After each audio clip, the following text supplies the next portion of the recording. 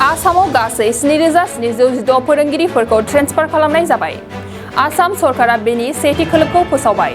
सेथि खोलोब फोसावनायाव गासै 7,716 फोरोंगिरिफोरनि फारिलाइखौ होनाय जादों आरो बेखौ साननैनि गेजेरावनो बिथोन होनाय लोगोसे नैथि खोलोबखौ गाबोन फोसावनाय जागोन होननानैबो मिथिहोदों। आसामनि सोलोंथाइ बिफाननि मन्थ्रि रनोज पेगुआ बे बाथ्राखौ गावनि टुइटार एकाउन्टनि गेजेरजों मिथिहोदों।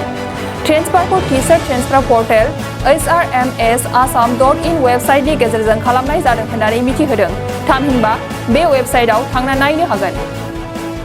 नोंथांनाव हान्थु सिं गोदोना आखाइ आखाइनि आसि सिंस्रि दाफोना सानाय आफादावनि सानाय आथिं मिजुनाय सानाय खर' जरा सानाय आथिं फारनैबो बोलो मोनै जानजि सानानै आथिङाव साहैनाय जायखिजाया गोजामनिफ्राय गोजाम सानाय जादोंब्ला नोंथांमोना जिंगासिनो नांला।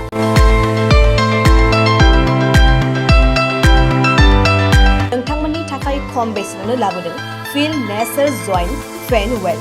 बे थाव मालिसखौ फुनोब्लानो नोंथांनि गासै सानाय जेंनाया खारगोन। अब्ला मानोथो गोबाव खालामखो? अर्डार आरो गोबां मोनथिनो थाखाय नैबे जानबुं नङाव फन खालाम 9974030738।